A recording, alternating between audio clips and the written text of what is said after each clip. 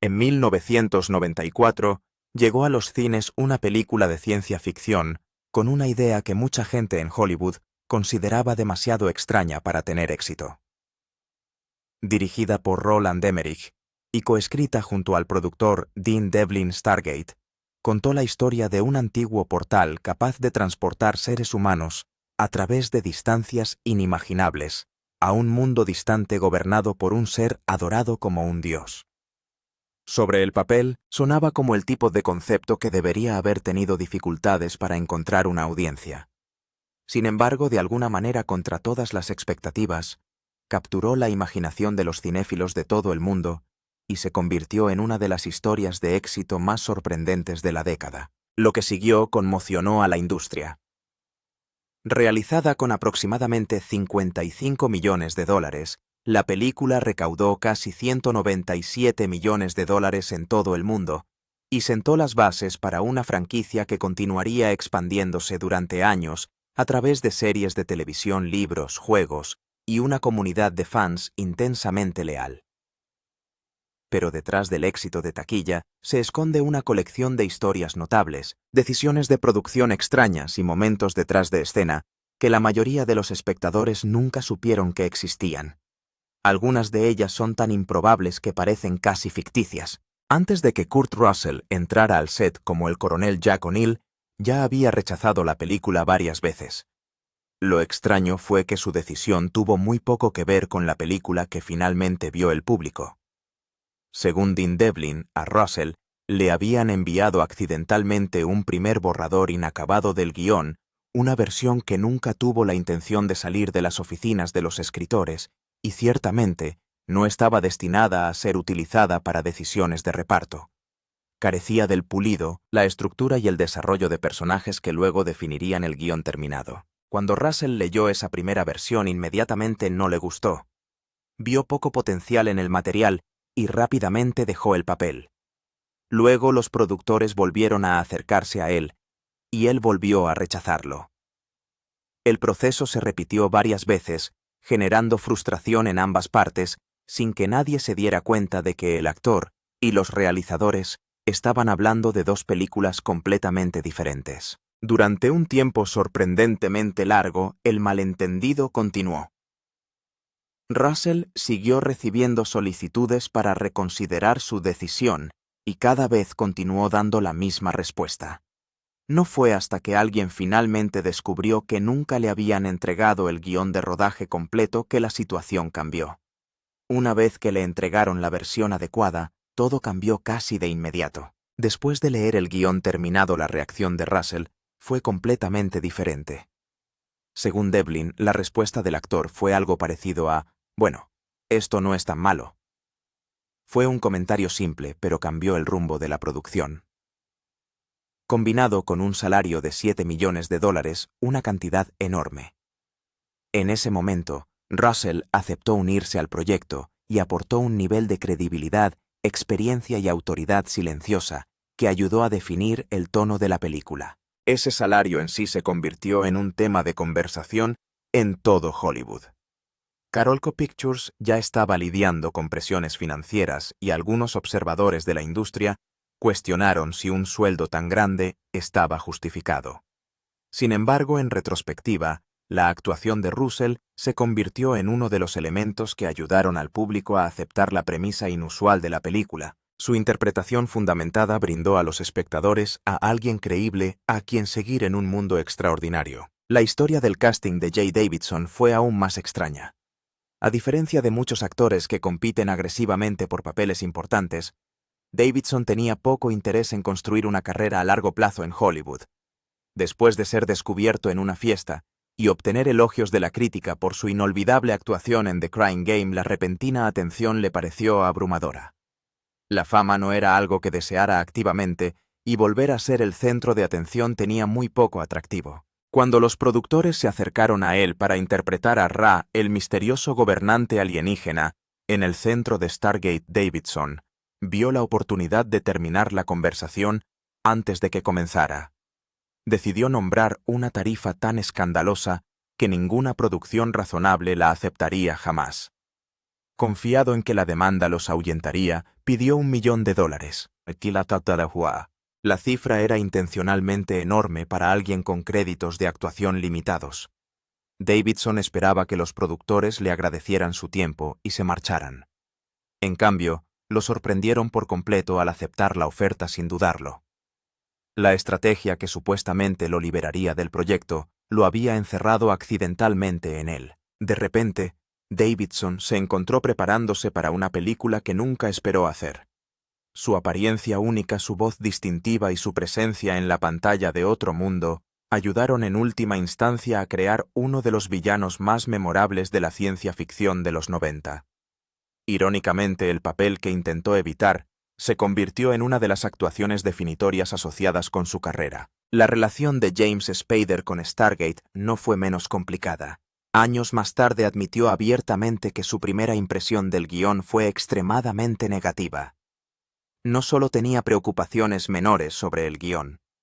Realmente pensó que era horrible y no podía entender por qué alguien creía que funcionaría. Sin embargo, algo en el guión le fascinó. Sus defectos eran tan inusuales y sus ambiciones tan audaces que sintió curiosidad por las personas que estaban detrás de esto. En lugar de descartar el proyecto por completo, Spader acordó reunirse con Roland Emmerich para entender lo que el director veía en un material que parecía tan extraño en la página. Esa reunión resultó decisiva. Emmerich explicó su visión de la película y describió la sensación de aventura, misterio y asombro que esperaba crear.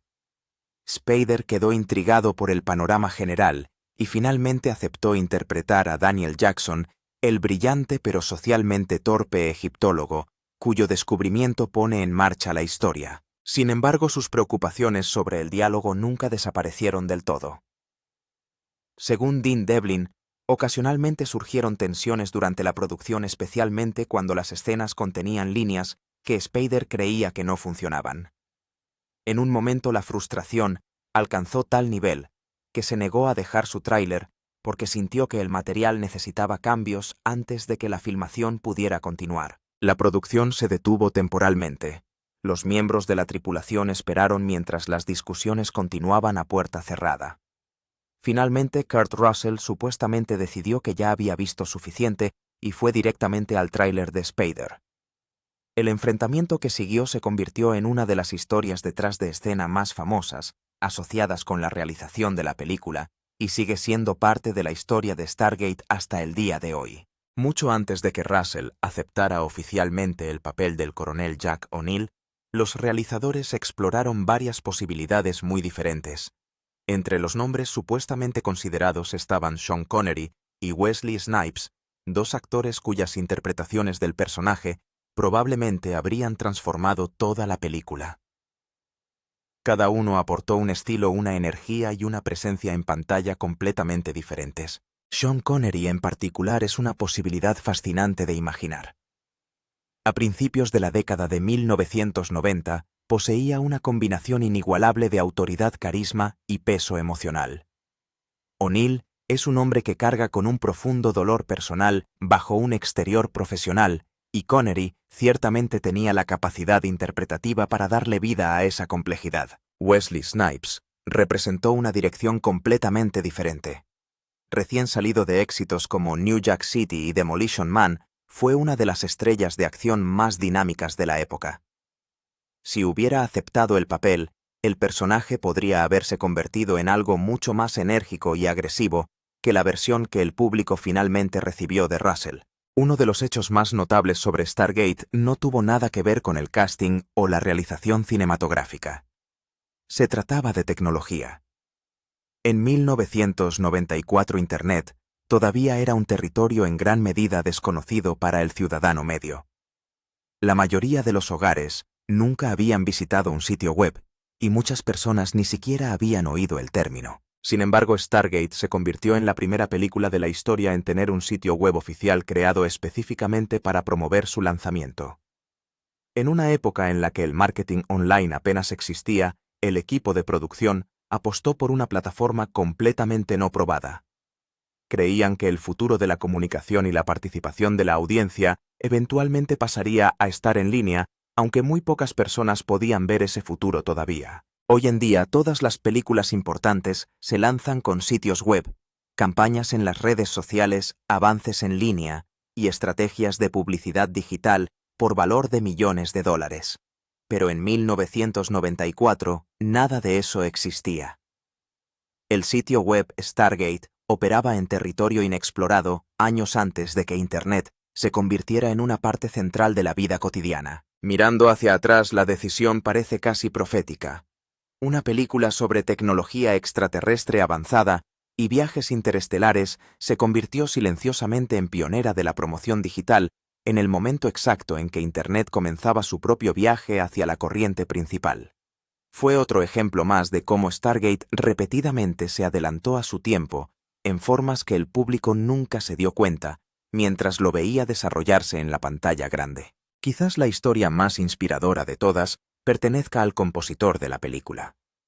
Antes de recibir la oportunidad que cambiaría su vida, trabajaba en una tienda de alquiler de vídeos rodeado de películas en lugar de ayudar a crearlas. Como innumerables soñadores en la industria del entretenimiento, estaba esperando una oportunidad que quizás nunca llegaría. Entonces llegó esa oportunidad. Lo que siguió se convertiría en uno de los puntos de inflexión más importantes de su carrera, demostrando una vez más que algunas de las historias más notables relacionadas con Stargate ocurrieron lejos de las cámaras. En muchos sentidos, el viaje detrás de la película se volvió casi tan fascinante como la aventura que se desarrolla en la pantalla. David Arnold ahora es reconocido como uno de los compositores cinematográficos británicos más importantes de su generación, mejor conocido por componer 5 películas de James Bond desde Tomorrow Never Dies hasta Quantum of Solace. Pero en 1994, cuando lo contrataron para componer la música de Stargate, era un virtual desconocido de 32 años que recientemente había solicitado un trabajo en una tienda de alquiler de videos, porque necesitaba dinero entre proyectos de composición. Su único crédito cinematográfico anterior fue el thriller policial británico de 1993, The Young Americans, una producción de bajo presupuesto que muy poca gente había visto. Lo que atrajo la atención del equipo de Stargate sobre Arnold fue una tortuosa cadena de conexiones que discurrieron entre uno de los productores ejecutivos de The Young Americans, Mario Kassar de Canal Plus, y un ejecutivo de Carolco Pictures. Su música de aquella película anterior acabó en manos de Emmerich y Devlin, y decidieron apostar por un compositor desconocido para una película con un presupuesto de $55 millones. Según el propio Arnold, el trabajo llegó en un momento en el que realmente no podía permitirse seguir trabajando como compositor sin ingresos adicionales. Arnold pasó meses en una habitación de hotel escribiendo la partitura, revisándola y mejorándola repetidamente a medida que los retrasos en la producción alargaban el cronograma. El resultado fue una amplia obra orquestal que se basó en gran medida en ideas musicales y tradiciones cinematográficas de aventuras del antiguo Egipto. Sexto hecho. Hollywood Studios rechazó la película porque pensaban que costaría $100 millones. Antes de que Stargate encontrara su respaldo financiero, Emmerich y Devlin llevaron su concepto a todos los estudios importantes de Hollywood a los que pudieron llegar. La respuesta fue consistentemente negativa. Los ejecutivos de los estudios lucharon por entender qué tipo de película les estaban proponiendo, y aquellos que captaron el concepto lo descartaron por motivos de presupuesto. La estimación predominante en esas salas de desarrollo era que una película de este alcance con su ambientación en el antiguo Egipto, tecnología alienígena, planeta desértico y acción a gran escala costaría alrededor de $100 millones para producirla adecuadamente. Emmerich argumentó que podría entregar la película por la mitad de esa cifra. Nadie le creyó. En aquella época Hollywood no tenía la costumbre de confiar en directores alemanes que no tuvieran a su cargo ninguna gran superproducción estadounidense. Emmerich había salido de Universal Soldier y había sustituido a otro director en el último minuto. Pero ese no era el tipo de crédito que inspiraba confianza a los ejecutivos a los que se pedía que financiaran una aventura con una pirámide alienígena. El proyecto parecía arriesgado, caro y extraño. El avance se produjo a través de un canal completamente diferente. El productor ejecutivo Mario Casar, un entusiasta del arte y la cultura egipcios, respondió al concepto con entusiasmo genuino y se unió al proyecto. A partir de ahí, la productora francesa L'Estudio Canal Plus acordó aportar un presupuesto de unos 50 millones de dólares, y la película finalmente tuvo luz verde. Hecho 5. Roger Ebert lo comparó con Ed Wood y le dio una estrella. Cuando Stargate se inauguró en octubre de 1994, no fue un éxito de crítica.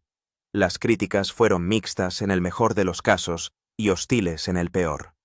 La evaluación más fulminante provino de Roger Ebert, uno de los críticos de cine más influyentes de la historia de Estados Unidos, quien le dio a la película una sola estrella sobre 4 y abrió su reseña con una línea tan mordaz que ha seguido la película desde entonces. Ebert escribió que la película Ed Wood, una película sobre el peor director de todos los tiempos, fue creada específicamente para preparar al público para Stargate.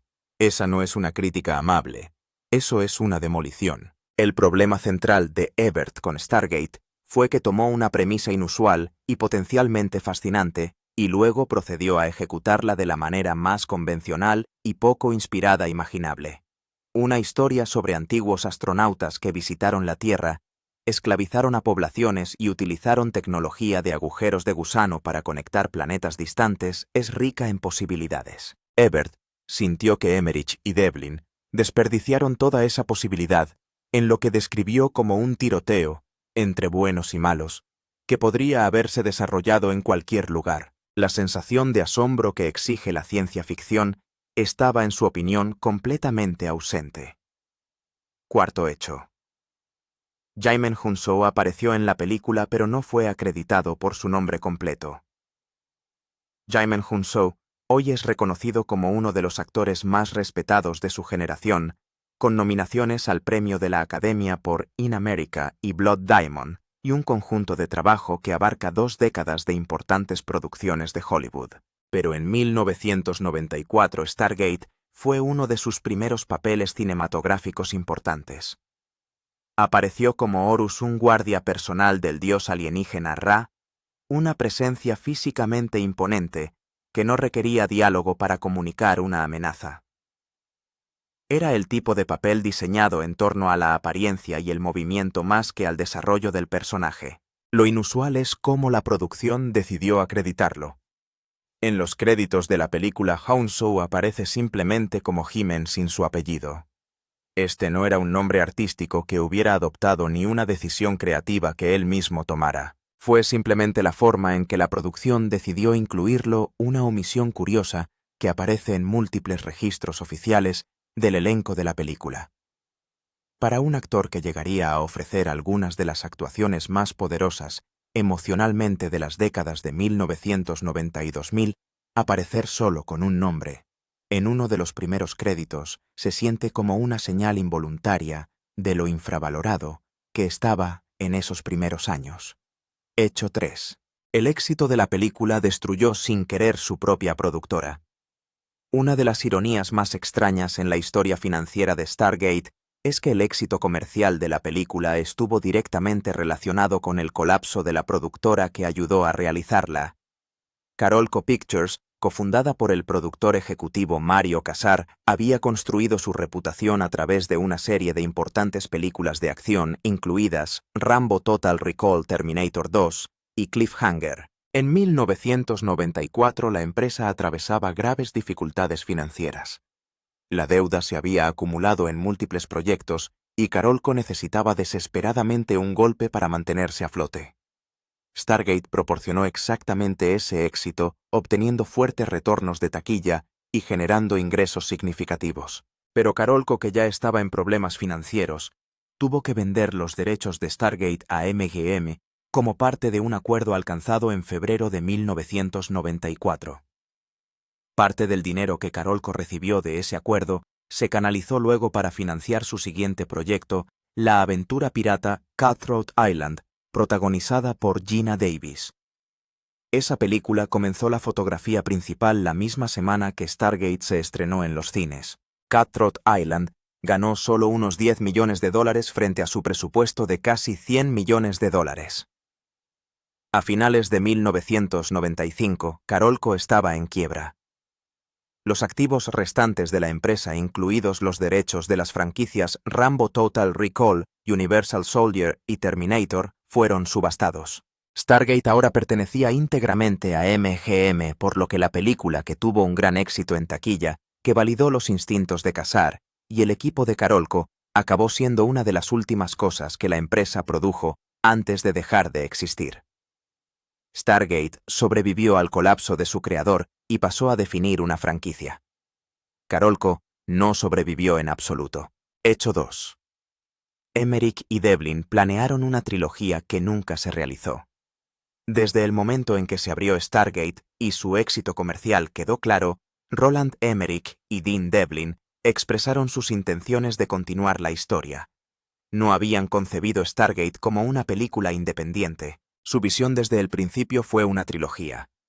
Un arco de 3 partes que habría ampliado la mitología del dispositivo Stargate, profundizado en el mundo de Ávidos y continuado la historia de Daniel Jackson y los personajes que había dejado atrás cuando el equipo de O'Neill regresó a la Tierra. Según los informes, tanto James Spader como Kurt Russell estaban entusiasmados por regresar para los capítulos secuelas. La trilogía planeada nunca se materializó. A medida que llegaron los ingresos de taquilla de Stargate y MGM tomó la propiedad total de la propiedad, luego de las dificultades financieras de Carolco, comenzó a tomar forma un tipo diferente de continuación. Los ejecutivos de MGM concluyeron que el concepto Stargate se adaptaba mejor a la televisión, donde un formato serializado podría explorar la mitología en múltiples episodios y temporadas en lugar de comprimirla en 2 películas adicionales. Emmerich y Devlin no participaron en esa decisión y no tuvieron participación creativa en lo que siguió. Lo que siguió fue Stargate SG-1, que se estrenó en 1997 con Richard Dean Anderson en el papel de Jack O'Neill.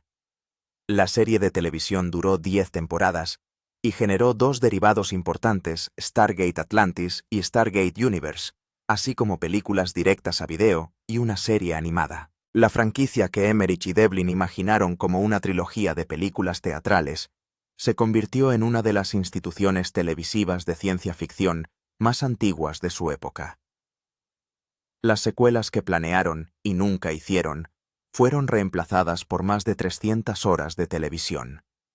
A veces, perder el control creativo produce un resultado que los creadores originales nunca podrían haber predicho. El primer hecho es que la película contó con un consultor de egiptología real y aún así hizo las cosas espectacularmente mal. Entre los créditos enumerados para Stargate se encuentra un consultor de egiptología, el Dr. Stuart Smith, cuya función era proporcionar a la producción una base auténtica en la historia, el lenguaje y la iconografía del antiguo Egipto. Este no fue un pequeño detalle. Toda la premisa de la película se basa en que el antiguo Egipto fue moldeado por visitantes extraterrestres y los realizadores querían crear un mundo visual y cultural que se sintiera arraigado en un conocimiento histórico genuino en lugar de una fantasía inventada. Las traducciones de jeroglíficos que se muestran en la piedra que cubre la película, incluida la progresión de Daniel Jackson desde una lectura literal aproximada a una interpretación más refinada, se desarrollaron teniendo en cuenta este tipo de consulta. Y sin embargo, la tesis central de la película es en sí misma una contradicción directa con la egiptología establecida. La teoría de los antiguos astronautas, la idea de que las pirámides y otros monumentos del antiguo Egipto fueron construidos o influenciados por seres extraterrestres, no es una posición arqueológica marginal que los expertos académicos todavía estén debatiendo. Es rechazado por todo el campo académico como un concepto arraigado en una mala comprensión de la capacidad y los logros humanos antiguos. Contratar a un consultor para que la película parezca precisa y al mismo tiempo contar una historia que contradice todo lo que el consultor representa profesionalmente es una decisión creativa que merece su propio reconocimiento. La película, por supuesto, no pretende ser un documental. Es ciencia ficción y sus libertades con la historia son fundamentales para su premisa más que errores incidentales. Pero la presencia del Dr. Smith en los créditos es una nota a pie de página silenciosamente extraña. Un recordatorio de que Stargate buscaba simultáneamente legitimidad y descartaba alegremente los fundamentos de la disciplina de la que tomaba prestado. Los antiguos egipcios construyeron las pirámides. No se requirió ningún portal alienígena. El hecho de que una película que celebra la idea de que no podrían haberlo hecho sin ayuda, contratara a un verdadero experto en el tema que estaban contradiciendo, es exactamente el tipo de ironía peculiar y maravillosa que hace de Stargate una pieza infinitamente fascinante de la historia del cine. Y eso es lo que hace que valga la pena volver a ver esta película 30 años después. Con esto hemos llegado al final de este vídeo. Gracias por mirar. Si te ha gustado este vídeo, haz bien en darle me gusta, comentar y suscribirte para obtener más contenido. Para disfrutar de más historias emocionantes, haz clic ahora en el siguiente vídeo que aparece en tu pantalla.